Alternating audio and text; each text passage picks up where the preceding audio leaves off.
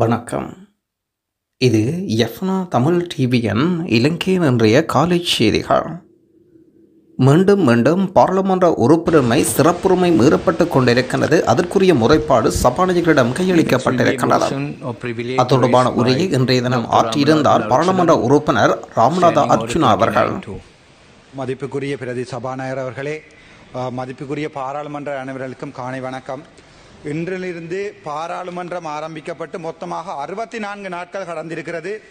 இன்றைய தினம் எனது முறைப்பாடு, எனது பாராளுமன்ற சிறப்புரிமை மீறப்பட்டிருக்கின்றது என்றது தொடர்பான எனது முறைப்பாட்டின் 36வது நாள் கடந்திருக்கிறது. உங்களுக்கு தெரியும், பாராளுமன்றத்திலே ஒரு பாராளுமன்ற உறுப்பினர் மக்களால் தெரிவு செய்யப்படுகின்ற போது மக்களின் பிரச்சனைகளை கதைப்பதற்காக நேரம் ஒதுக்க வேண்டும். அதற்காகத்தான் விகிதாசார முறை இருக்கிறது.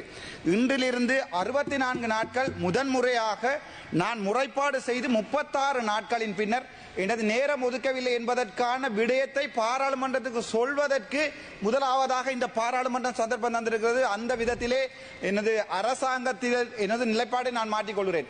64 நாட்கள் நான் காத்திருந்தேன் எனக்கு கதைப்பதற்கு நேரம் கிடைக்கும் என்பதற்காக.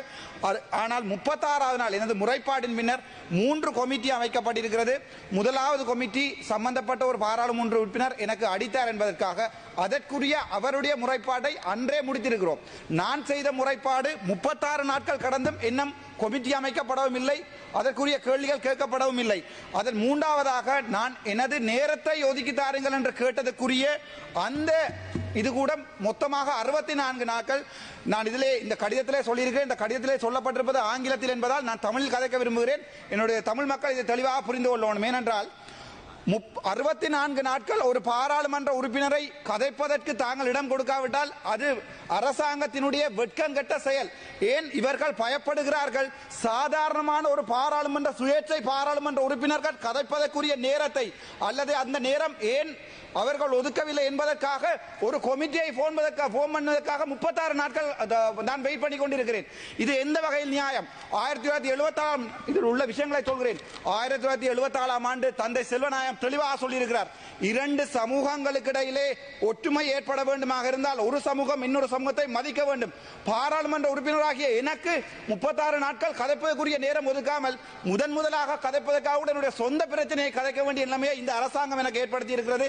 இன்றிலிருந்து இந்த அரசாங்கத்துக்கு என் மனதால் கொடுக்கின்ற சகல சப்போர்ட்களை நான் இல்லாத செய்கிறேன். இன்றிலிருந்து உண்மையான எதிர்க்கட்சியாக நான் இருப்பேன்.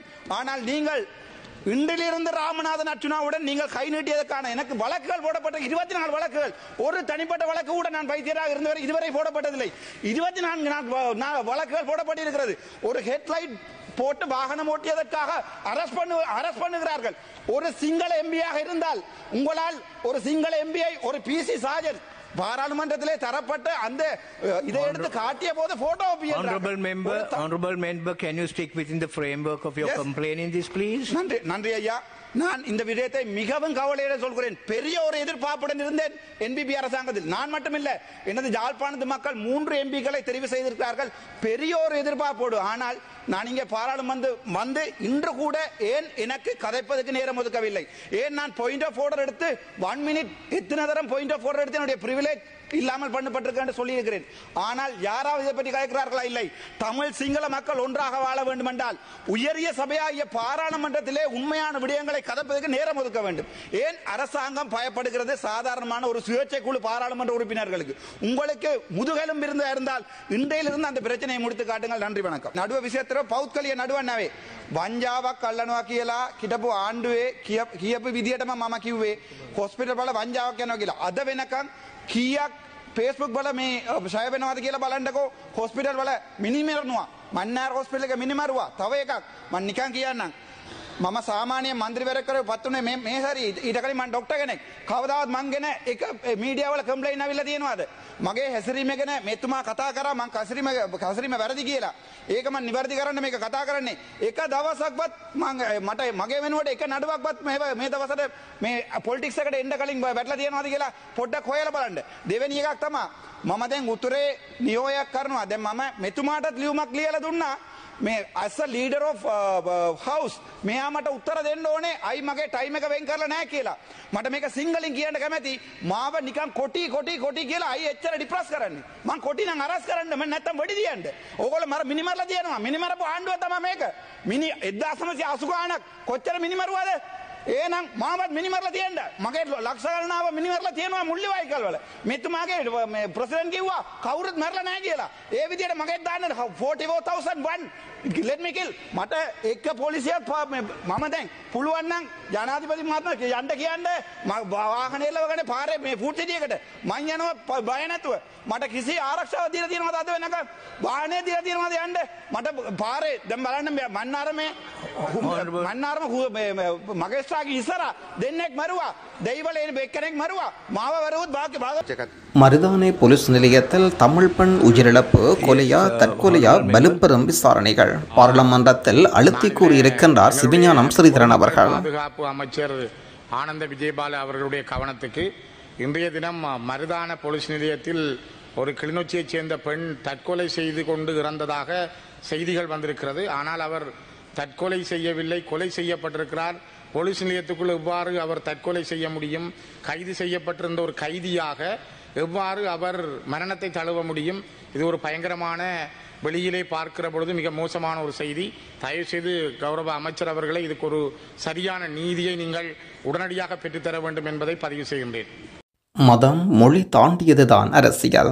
1000 முகப்புத்தகங்கள் பதிவுகள் சகோதரினம் சார்ந்த சிலரால் பதியப்பட்டிருந்தாலும் முஸ்லிம் மக்களுக்கும் தமிழ் மக்களும் ஒரு தாயின் பிள்ளைகளே என்பதை மறுபடி வரலாறு எழுதிச் செல்லட்டாம்.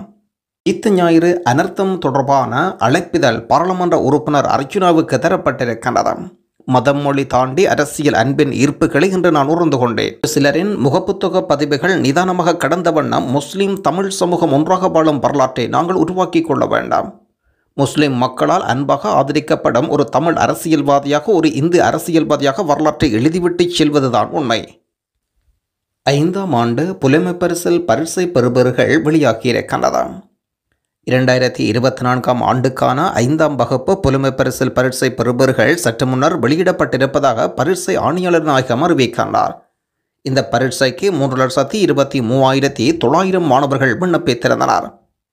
3,19,248 பேர் தேர்வு எழுதியிருப்பதாகவும் மொத்தம் 51,244 மாணவர்கள் தேர்வில் சித்தி பெற்றுள்ளனர். கனடாவில் நடந்த விபத்தில் இலங்கை தந்தையும் மகளும் உயிரிழப்பு. கனடாவில் இடம்பெற்ற வாகன விபத்தில் யாழ்ப்பாணத்தைச் சேர்ந்த தந்தையும் மகளும் உயிரிழந்த சம்பவம் ஊடகம் செய்தி வெளியிட்டிருக்கின்றது. குறித்த விபத்தில் யாழ்ப்பாணம் நீர்வேலி பகுதியைச் சேர்ந்த கனடாவில் வசித்து வருபவருமான புஷ்பராஜா பகீரதன் வயது 40, அவருடைய மகளான பகீரதன் ரியானா வயது 3 ஆகியோர் உயிரிழந்திருக்கின்றனர்.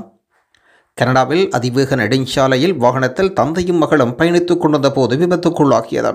காயமடைந்த தனது மகளை விபத்துக்குள்ளான வாகனத்திலிருந்து மீட்டு அதிவேக நெடுஞ்சாலையை கடக்க முற்பட்டுள்ளார்.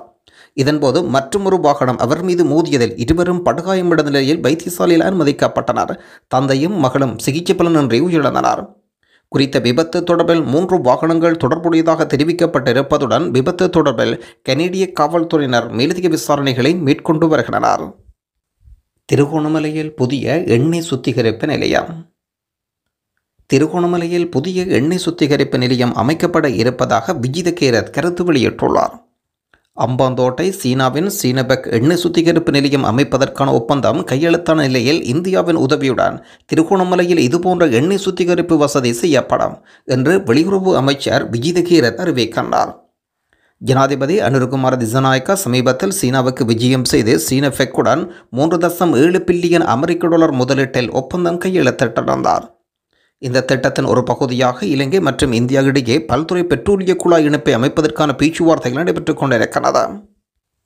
சாணக்கியனுக்கு அபராதம் வழங்குமாறு பிள்ளையானுக்கு நீதிமன்றம் உத்தரவு. முன்னாள் பிரதியமைச்சரும் தமிழ் மக்கள் விடுதலை புலிகள் கட்சியின் தலைவருமான சிவனேசுரை சந்திரகாந்தன் என்று அறியப்படும் நபருக்கு அவமதிப்பதாக கருதக்கூடிய வகையில் கருத்து வெளியிட்டதாக கூறி கல்கிசை மாவட்ட நீதிமன்றத்தில் வழக்கு கொடுக்கப்பட்டிருந்தது. இந்த வழக்கு தொடர்பாக இன்று கல்கிசை மாவட்ட நீதிமன்றத்தில் முன்னிலையாகிய ஜனாதிபதி சட்டத்தரணி சுமந்திரன் ஆஜராகியிருந்தார். வழக்கு தொடர்பாக சிவனேசுரை சந்திரகாந்தன் நீதிமன்றத்தில் ஆஜராகவில்லை. எதிர்மறை தரப்பின் சட்ட நுண்ணறிவாளர் சுமந்திரன் அவர்கள் இந்த வழக்கை விசாரணைக்கு எடுத்துக்கொள்ள இந்த நீதிமன்றம் உடமையாக்கும் என்ற அதிகாரம் இல்லை என்ற வாதத்தை முன்வைத்தார். வழக்கு விசாரணைக்கு தேவையான ஆவணங்கள் கோப்புகள் சமர்ப்பிக்கப்படாத காரணத்தினால் வழக்கு தாக்கல் செய்த சிவனேஸ்வர சந்திரகாந்தன் அவர்களுக்கு வழக்கு செலவினமாக எதிர்த்தரப்பு 50,000 ரூபாய் இணை நீதிமன்றம் வழங்க உத்தரவு. இந்த வழக்கின் அடுத்த வழக்கு விசாரணை ஏப்ரல் 22ஆம் தேதி ஒத்திவைக்கப்படுகிறது. ஜனாதிபதி சட்டத்தரணியும் முன்னாள் பாராளுமன்ற உறுப்பினருமான சுமந்திரன் அவர்கள் இந்த விவகாரம் தொடர்பாக தனது கருத்துக்களை ஊடகங்களுக்கு வெளியிட்டுள்ளார்.